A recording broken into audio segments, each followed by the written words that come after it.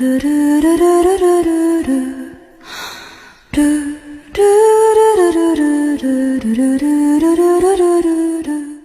mga kahitlaw!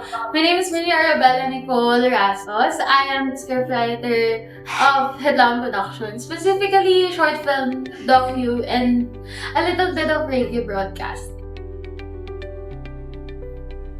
Yung initial reaction, when they told me na mag-scriptwriter ako, actually natakot ako for short film specifically. Kasi ang short film, kailangan mo kilalanin yung mga characters na sinusulat mo. Kailangan alam mo yung plot na sinusulat mo, gano'n. And given the short amount of time na nabigay sa atin to work with Cinema Lente, natakot ako if ma-execute ba natin. As per docu, ayun din, parang almost the same as short film. Kasi kailangan kilala mo yung mga taong makakatrabaho mo in front of the camera, hindi lang yung production na kasama mo. And then for R&B naman, may kasama ako doon. So, kasama ko naman si Jerwin doon. And may experience na ako with beach lighting before. So, hindi na siya ganun ka-pressure for me. Pero, knowing na ibang level na kasi yung Cinema Lente, ayun, parang all three categories, nakaka-pressure siya gawan ng script. Kasi, yun yung sasabihin nyo, yun yung magiging mukha ng mga categories na mapapanood. Ayun, freshers, ayun ang aking initial reaction.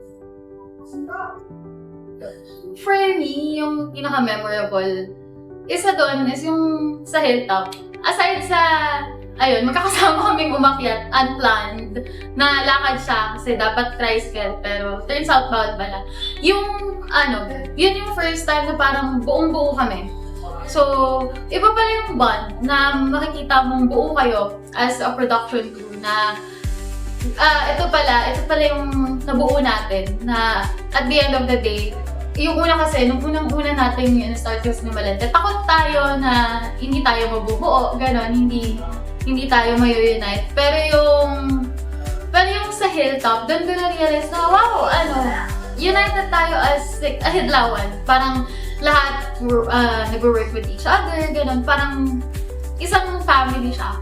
And then yung isa, very recent memory siya. Hindi siya shooting, hindi siya from shooting, filming. Behind the scene siya ng, nag-e-edit na nun. So, as usual, sa bahay na ni Sofia, and hindi buo yung prod there. Pero kasama yung mga closest ko sa prod. And then nakapag-usap kami about life and about Hidlawan in general. And then, parang siyang malaking realization na ang layo na ng marating namin. But at the same time, ang dami pala naming nabuong relationships na parang iti-treasure mo until the end of time. And yun yung pinaka-fondest memory ko. Kasi yun yung parang fruit ng lahat ng paghihirap namin. Hindi lang yung natapos namin yung categories, pero yung friendship, yung bond na nabuo. Yun yung that's my happiest memory. For the past 3 months, yung nag-stand out sa akin na pinakamahirap na part ng Cinema Lente was during yung first shooting namin for documentary. Yung documentary, crucial siya para sa amin. Parang, it's one of the most, lahat naman ng categories important, pero yung documentary, meron siyang certain place sa puso namin. So parang gusto namin ibigay lahat ng kaya namin sa documentary. Kaso, nung first shoot, ayun, dami namin technical issue na nag-shoot sila, tapos kami, nagpapanik na kami kasi yung SD card na puno, yung camera na low-bat, as in, parang on the verge of makukorrupt na yung mga SD card sa mga nangyayari. So, nakakatakot siya. Ang hirap pala niya. But at the same time, parang after yun, lesson learned na pala yung mga kailangan natin i-improve. Pero yun yung pinakamahirap for me. As in, parang hanggang ngayon, hindi ako makamove on doon. Kasi what if hindi namin siya na-troubleshoot? Hindi lang isang category yung laman ng mga SD card na yun. Kasi nga, yun nga yung naging problem namin. Hindi kami nag-aalis agad ng files. Kasi nga, hindi pa tayo sanay. So, ang hirap pala ng ganon na ang daming nakatayang category sa isang mali nyo. And then yun yung pinakamahirap na parang natulala na kami habang trinatry namin siyang ayusin. And then yung isa, sa short film. During yung short film, nagkasakit ako. Tapos nagkasakit din si Aris, yung prod manager namin.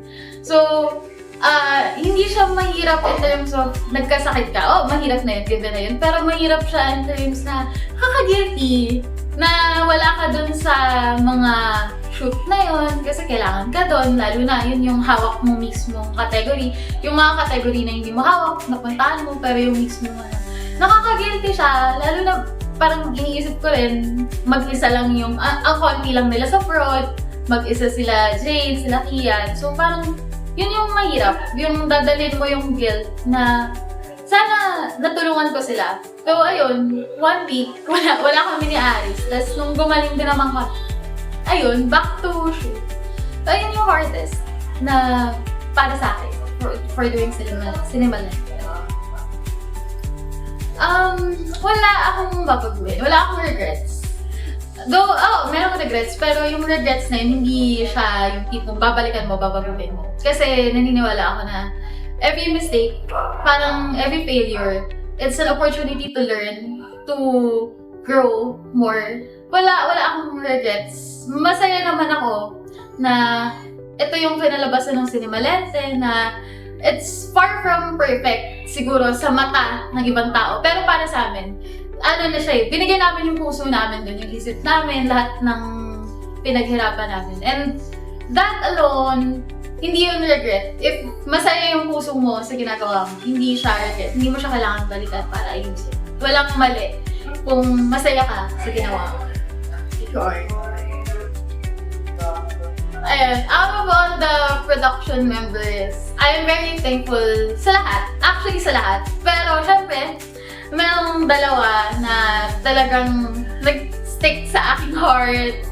At ito-treasure ko sila forever. Si Aris, our prod manager, and si Jane, ang aming hair and makeup artist and director for RB. Ayun, silang dalawa. There's a reason bakit sila yung parang closest ko. Aside sa, syempre, ang laki nilang tulong sa production. Pero sige, sila yung napili ko kasi outside, like after shoots, sila yung kasama ko talaga eh. Sila yung kasama kong umuwi, kasama kong pumunta. Kumbaga, parang sila yung anchor nung sanity na meron ako to keep going for Cinemalente. Kasi hindi mo sila nakakausap as a friend. Nakakausap mo lang sila as a production staff. Parang co-producers mo lang. Mahihirapan kang mag-produce. Mahihirapan kang mag-shoot if ang relationship lang between you and the person you work with is just purely, ayun lang, pang-production lang. So, ang dami nilang naturo sa akin, ang dami kong na-realize about their personalities. And, ayun nga, forever ko silang iti-treasure as a friend. And as a production member, yung dedication nilang dalawa na grabe, walang na-miss na shoot si Jane, si Aris, if hindi siya nagkasakit, parang exactly the same na ganun nga. Yung dedication nila for a project na, alam mo yun, hindi naman siya 100% of our grade, pero grabe sila mag-effort for it. Yun yung mga taong gusto mong forever na i-keep sa puso ko. And then, of course, the rest of the Hidlawan family. If kulang yung 13 na yun, hindi naman Hidlawan eh. Hindi tayo mabubuo sa Hidlawan. Walang matatapos if may kulang sa mga yun. Because everyone mattered dun sa mga category na yun. Ayun, thankful ako sa Mayor. Yung 2 words, yung 1 to 2 words, I'm grateful. That's it. Ayun yung makakapag-describe ng Cinemalente. Ano guys? Tara! Hinga tayo! Hindi. To my Hidlawan family, alam nyo, hindi ako senti na tao, pero I'm grateful for the 12 of you kasi you made me realize na hindi ko pinagsisisihan na ito yung passion na tinake ko, na ito yung program na kinuha ko. Kasi, honestly, when I took up Masscom, maraming doubts. Masaya ako kasi ito yung dream course ko, pero maraming doubts sa sarili ko as someone na yung background ng family, hindi naman galing doon. Pero kayo, yung working with you, it made me realize na, ayun, happy ako sa path na tinitake ko. Kasi if hindi dahil sa inyo, if wala kayo, if hindi nyo pinaramdam sa akin na it would be this enjoyable to produce something to actually be in the field na pinili ko, I think I would regret taking up mass comm if mali yung taong mga nakatrabaho. And alam niyo yun, thankful ako sa inyo kahit na nag-warla-warla tayo sa GC. Love ko kayo. Yuck. Hindi, love ko kayo. Ayun lang.